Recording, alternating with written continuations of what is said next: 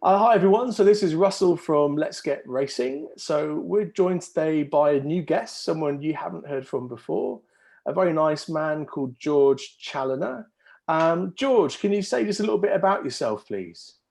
So I'm George Chaloner, ex-professional flat jockey. Um, I had to stop riding due to injury 4 years ago, and just ticking away now. Okay. Well, I know you've got a little bubba, so I'll go straight into the questions so you can be there for when he wakes up, or if you get some kip yourself this evening. So first of all, George, how did you get into racing? What was your path in?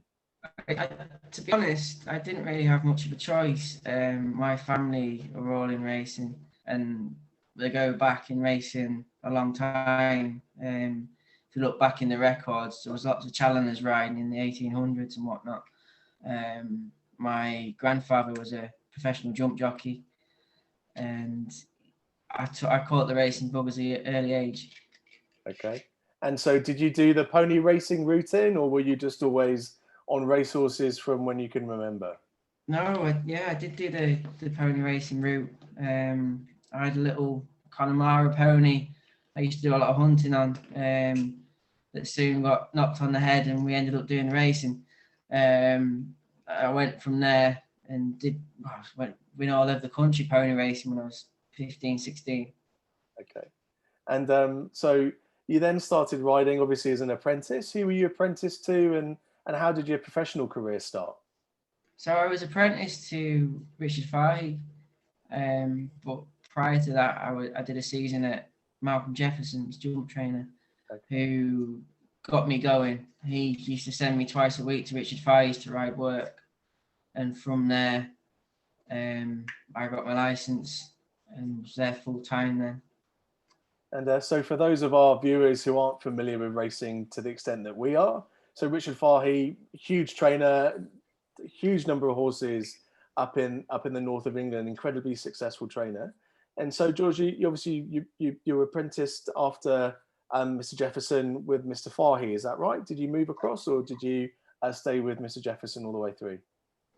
No, Mr. Jefferson told me one day. He says, "Oh, you start at Richard's full time tomorrow." So he got me the job. He placed me there. I owe a lot to that fella. He got me going, and then, like I say, I was at Fry's full time there. Got my license out, and the rest was history. And when you were riding professionally, so what were the highlights in your career then? The highlight was winning the Wokenham at Royal Ascot in 2014 on Sir Robert Ogden's horse Baccarat. It's behind us actually. Oh, you got a photo? Oh, Yeah. cool, cool, cool. That I don't know if you can see it. I can just about Um, make out the shape. I can see you nicely hunched. Yeah. yeah, that would be my career highlight. And then the following on the Saturday, the following week, I won the Northumberland Plate. So that was a big week in my career, really. Sure, sure, sure. So I know you said you stopped riding 4 years ago. What have you been up to since you stopped riding? I know you're still involved in the racing industry, but what sort of roles are you doing? So when I stopped riding due to injury, I got a phone call from Pontefract Racecourse after announcing the Racing Post that I wouldn't be riding again. Um, I went there as a trainee clerk of the course. Okay.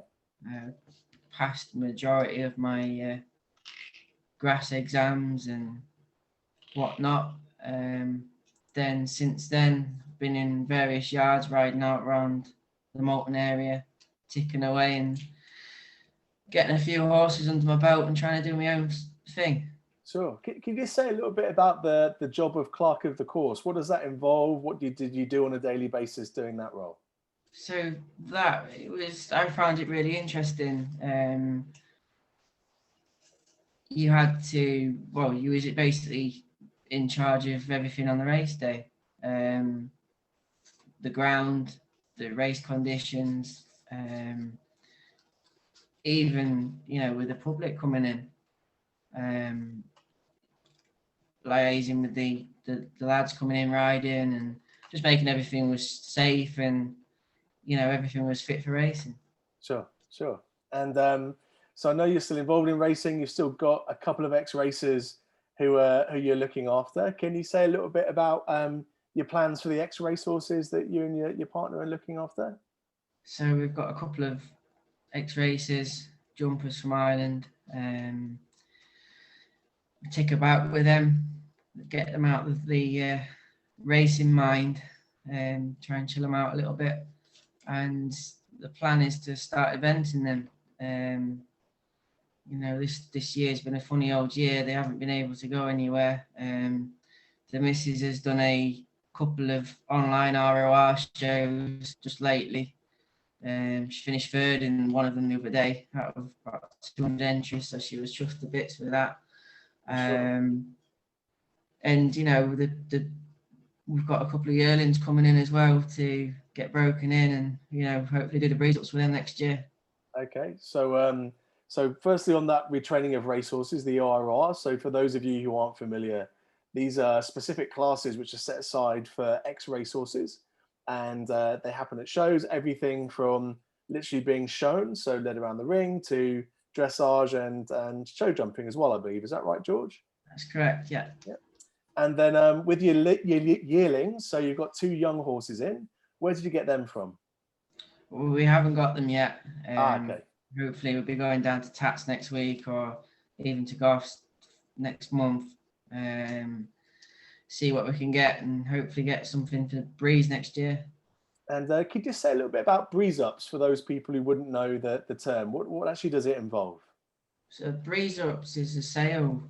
There's one at Newmarket. There's one at Doncaster, where 2-year-olds gallop as a timed section for 2 furlongs, and then they're put into the sale the following day. So you can see when the buyers go, you can see them gallop, see how they perform, see the times, and hopefully make a bit of money. Yeah, fingers crossed. So so you buy those yearlings, you train them in effect to get them ready to go to the sales, and then people get to watch them gallop for those 2 furlongs, and then hopefully make you a very wealthy man at the sales the next day, George. It would be handy, yeah. we'll be keeping our fingers crossed for you. Look, George Chaloner, thanks ever so much for joining us. Really, really good to talk to you. Thanks for your time, and best of luck with those breeze ups. And if you've got any spare cash, you can always buy a couple of shares in Let's Get Racing. Thanks very much. Cheers, George. Thank you.